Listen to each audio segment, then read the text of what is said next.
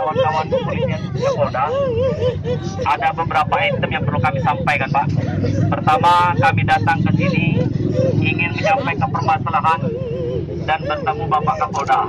Satu, kalau memang tidak ada beliau lagi tugas di luar, di sini kan ada strukturnya, Pak. Apa Pak Wakapolda, apa Pak Direskrim.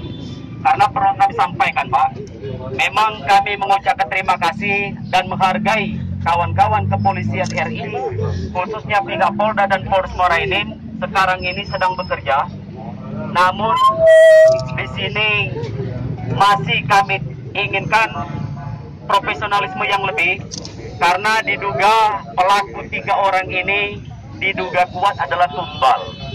Karena kejadian di lapas lembaga pemasyarakatan itu sebenarnya sesuatu yang sangat tidak mungkin apabila tidak ada keterlibatan dugaan pejabat, oknum pejabat lapas.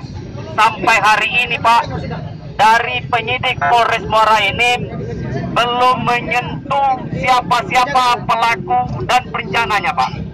Makanya kami kepengen bertemu dengan Bapak Kapolda, jauh-jauh datang dari Muara Enim, alangkah kurang pantasnya dan kurang eloknya kalau hanya diterima di sini, Pak.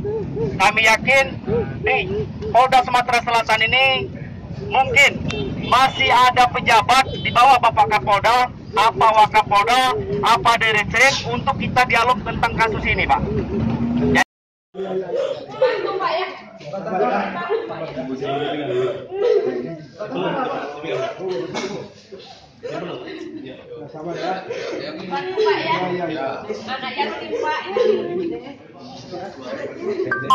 Menyampaikan aspirasi sesuai amanah Undang-Undang Nomor 9 Tahun 2008. Dan insya Allah aksi kami tertib damai. Tentunya kami terima kasih kepada jajaran Polda Sumsel yang sudah menerima, termasuk Polres Muara Enim, Rambang dan Polsek. Kami menyampaikan beberapa referensi baik secara kronologis maupun tinjauan hukum, Pak. Kasus ini berawal dari